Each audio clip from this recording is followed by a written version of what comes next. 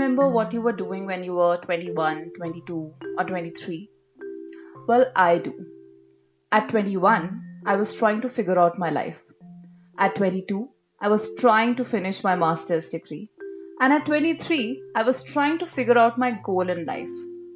Well, it was a very hard time trying to do everything for myself. Yes. But today's podcast is not about that. It's about a college student who's trying to do a lot more than just trying to figure out his life. He's trying to change the world.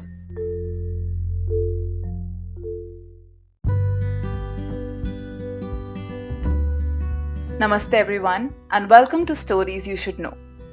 I'm Tarushi, and this week's guest is a 22-year-old college student at Brown University who, along with his friends, is running a not-for-profit organization called the Farmlink project. And along with hundreds of volunteers, these college students are changing the world one day at a time. Meet Aidan Reilly. First of all, thank you so much for agreeing to this, saying yes, and getting up in the morning, getting ready for a podcast recording. Thank you. Thank you for the invite. Happy to be here. So I want to start by asking you are 22, you are a senior at Brown University, and you're already changing the world. How does it feel? How does it feel? That's a good question. I mean, a lot of us are trying to kind of pinch ourselves and take a step back every now and then and objectively look at some of the things we've been doing. We've moved 12 million pounds of food, but that's a number that I can't really visualize. I mean, it's hard to even see. If you go and even see one truckload of food, 40,000 pounds, it's like the scale of it is just unbelievable. So 12 million is something that is very difficult to visualize.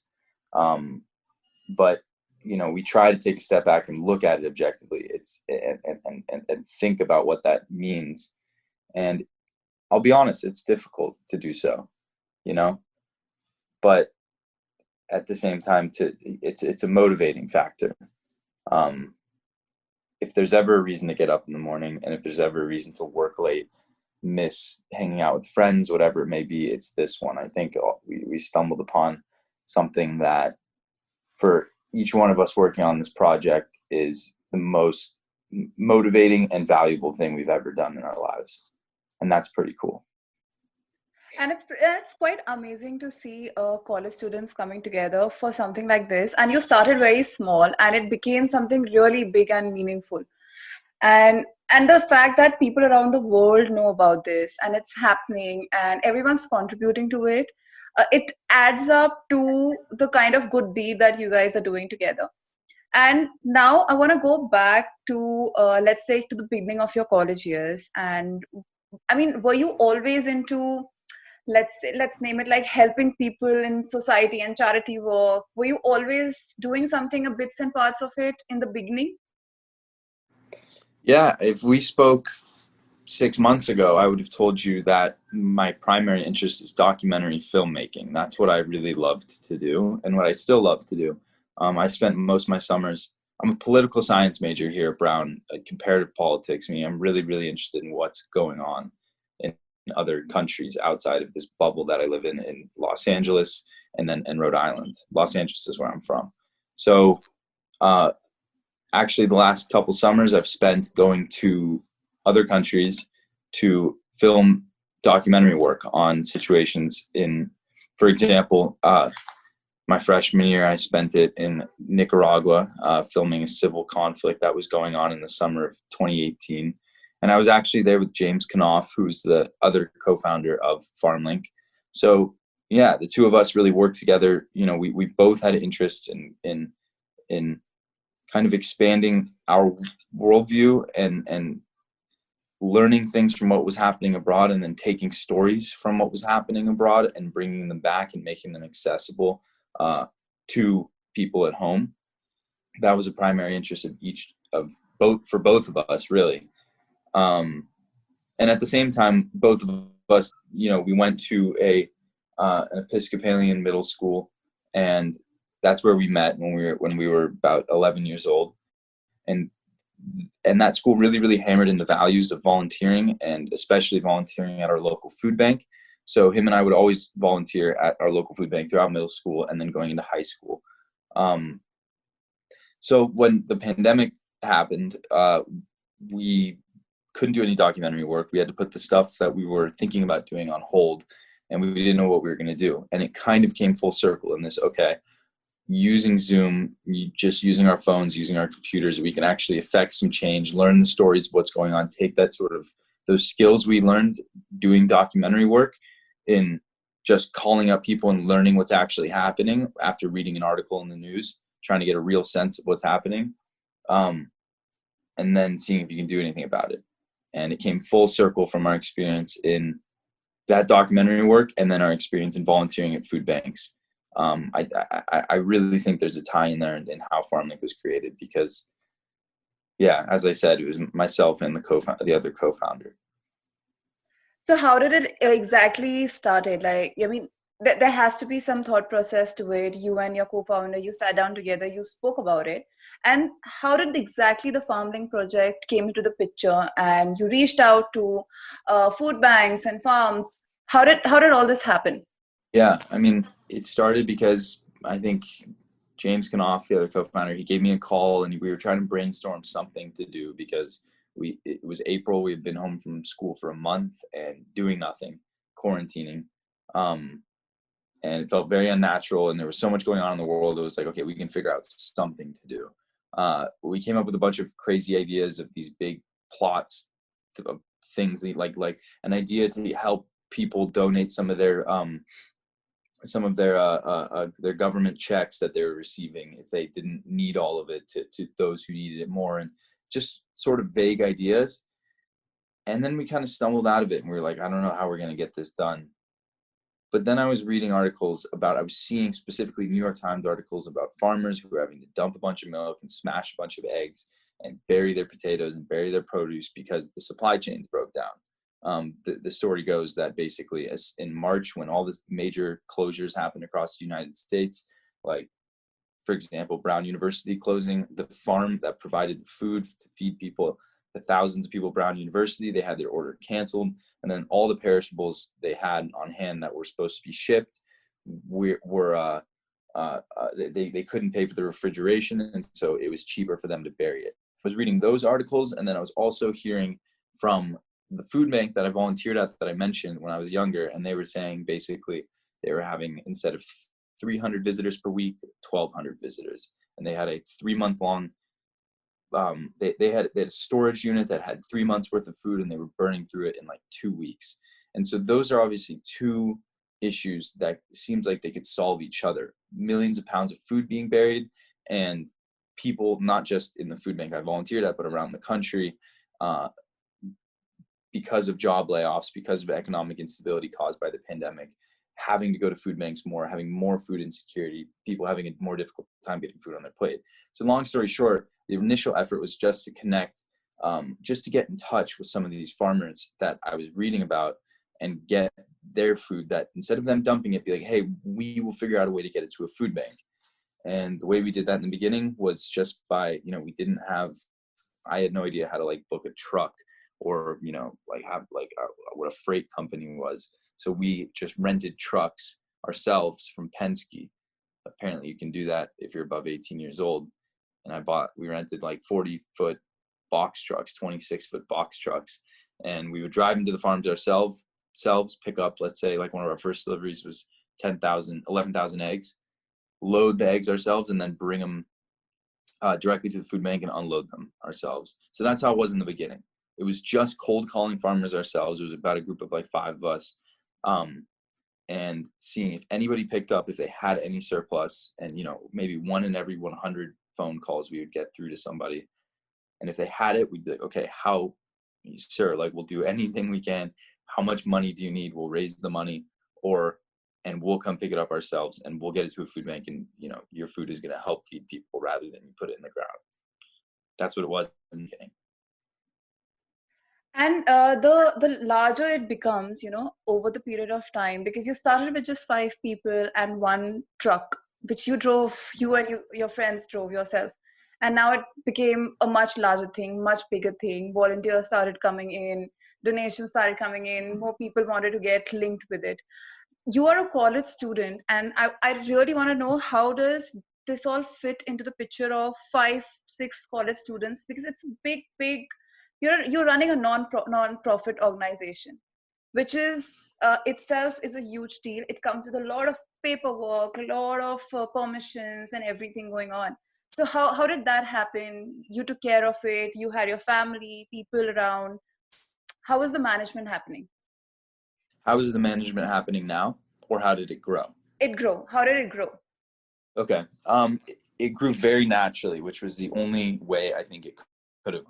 We didn't set out thinking, okay, let's have 180 other students from around the country help us on this full time, and thousands of other part-time volunteers. We did not set out thinking that. We just did what we were doing, and we came up with a name that we made a website just because we needed donations to fund our first delivery, basically. And we didn't make a website for it to become this big thing. We just said, okay, it was very natural. What do we need?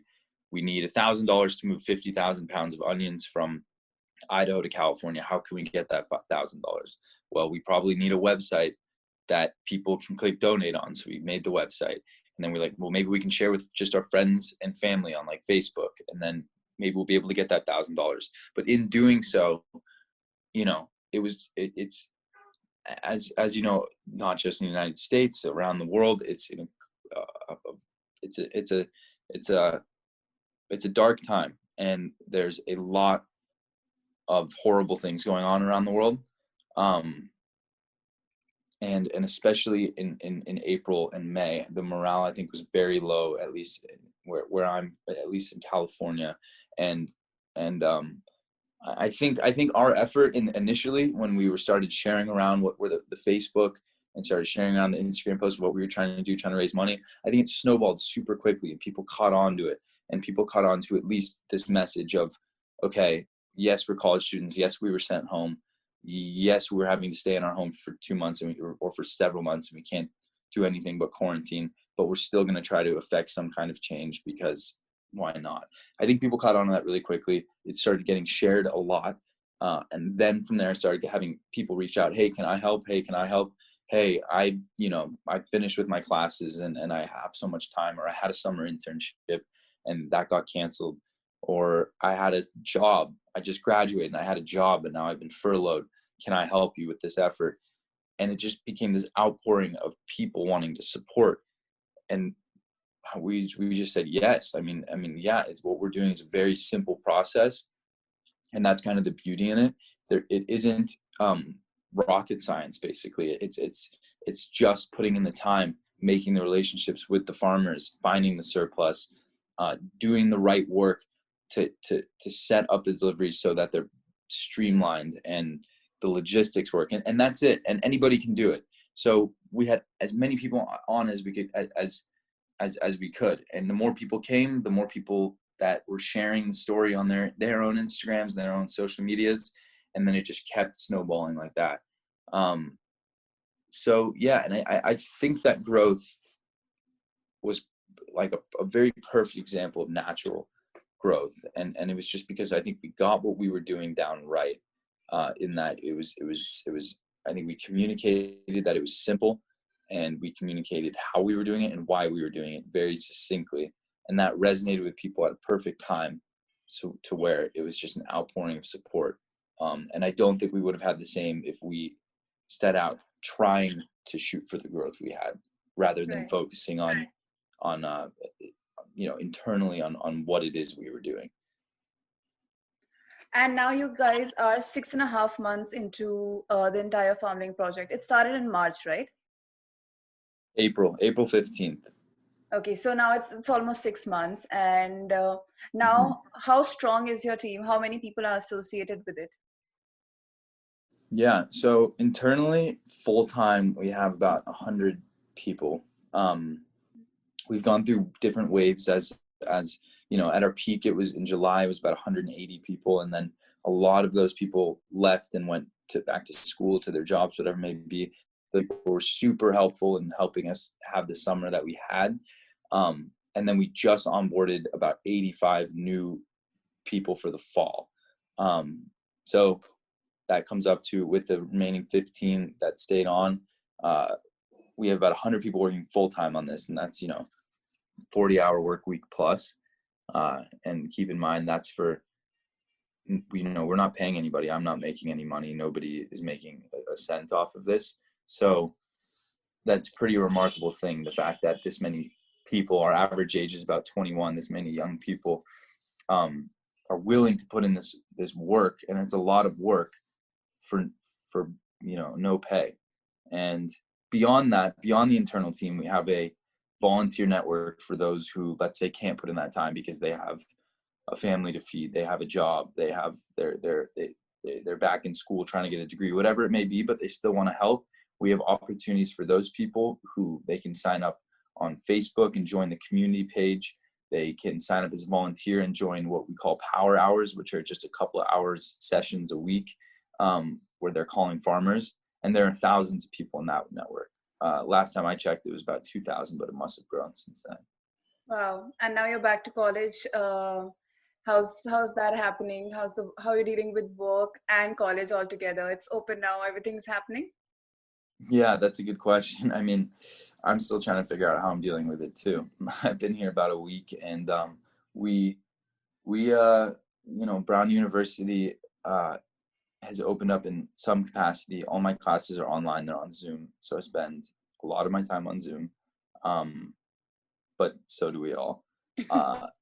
And yeah, I'm really grateful that Brown has, it's pretty well known for its flexible schedule and how it, wants you to create your own education. And through that, I kind of asked them to put their money where their mouth was this semester, and said, okay, then I would love to receive credit for my work on Farmlink, because if I can't, then I will not be able to work on it anymore. And they were super, super helpful. And now I have it set up where I am taking a few classes for my concentration for my major. But the rest of my credits are coming from the hours of work I'm putting in on Farmlink every day. And so that's been an amazing opportunity to be able to do that. And I'm really thankful that that's something the school has allowed. It's kind of working yeah. out for you and everyone else, because otherwise it would not have been possible for you to work on the project also and then do the college also. Yeah, no, it was not possible. I'm also on the water polo team here. I'm a senior on the water polo team, and that's something I'm thinking about as well. Is that we do not have water polo season now. That got canceled, but it is confirmed that we're going to have it in the spring. So I have this sort of looming schedule in front of me of school, and then being leading the water polo team as well as Farmlink work, and I'm excited for it, but I got to figure out how I'm going to do it best. You have a lot on your plate, like a lot. You're doing so many things all together. Like I'm listening to it, and I'm like, how is he going to figure it out? But okay, he's gonna do it. If he can just do too. Farmlink project, he's just gonna figure out his life also. Hopefully, yeah. But we have a really, I'm not the only one running this thing by any means. The James Knopf, there's a couple. There are other students. James Knopf, the other co-founder, Stella Delp, Caroline Rickson, Ben Collier. Like a lot of these people have taken the semester off at school. We have a lot of the other sort of like management type people at Farmlink. They go to Stanford, and Stanford opened up in very limited capacity, and they decided to take off the semester full time on Farmlink, which has just been an incredible, team effort to make sure that even though many of us came back to school, that there's going to be no faltering in regards to management. It's like amazing. I rely on them a lot. It's really amazing. Aidan, you are the youngest person I have got for my podcast. And I am so glad and I'm so proud that I'm asking you these questions, and you're doing such great work. It's actually good to know that some of the college students are doing these things at the age of 21, 22, 23, whoever is associated with it. It's great, great work. So congratulations from my side. The work is Thank really you so being much. appreciated around the world. That was one reason that I came across it and I reached out to you and I was like, damn, I have to get one of these person on the podcast and talk to them about it. Because it's great job that you guys are doing. Thank you so much. And before you go, I want to ask you how's the condition looking there? How's the pandemic? How are the people dealing with it? Yeah, I think I think it varies very much on a state by state basis. I'm from California, specifically Los Angeles, and when I left, Los Angeles was going right back into a lockdown. I think people here in many states are very anxious to get back out of their houses, like I'm sure everyone else is across the world.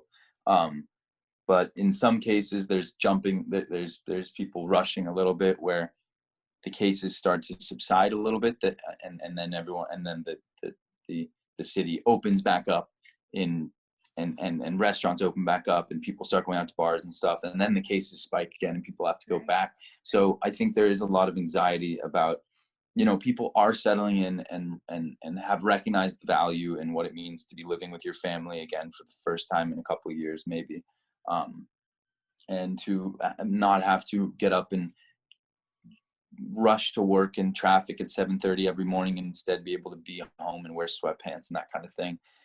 People are settling into it, but also anxious to get out at every opportunity. And I think there's just a lot of anxiety, not just regarding the pandemic here, but there's also, um, although the protests, the George Floyd protests are over, they the sentiment that caused them is far from over and is still surging strong through every aspect of life here, as well as the political situation is, I think, an anxiety that's weighing on most people that I know. So there's a lot going on, and it kind of feels like you're just a little, for some people, maybe just like a little ship on like a very stormy sea. But there's a little bit of a beauty in that, and and a little bit of camaraderie that comes through that between everyone. It feels like, hey, we're in this together, and in that way, it's pretty beautiful. And I think a lot of people are looking forward for 2020 to end, whatever that means. People are saying that a lot, but I also know that this will be a very constructive and uh, for and a year that I think we'll come out of better, basically, This and year has stronger. taught all of us a lot of things. I think Mhm. people are just hoping that on 31st December night, as it hits 12, everything's magically going to be Right? absolutely fine, and people are going to Yeah, be out in the wild, and virus I is going to know. go away. I it's know. I 2020 is really over. Everything's done. I really hope that happens, but we all know the reality. And for the I know.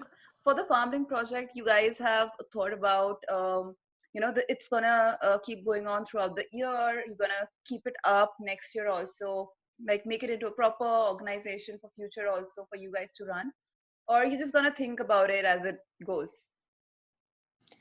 No, I think food waste and food insecurity, hunger, they're not unique to the pandemic. And obviously, I mean, but the pandemic just exacerbated those two issues and brought them to the forefront of a lot of media attention and public attention.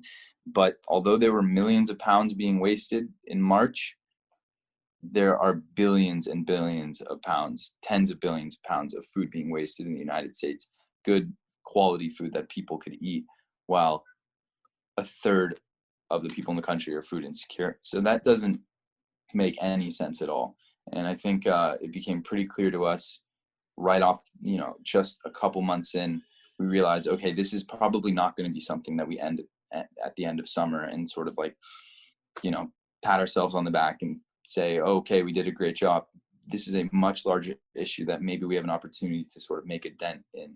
And that's what we're focusing on completely right now. We want to be able to move 100 million pounds by the end of 2021, and we want to be able to set up a system that moves 1 billion pounds in 5 years, really.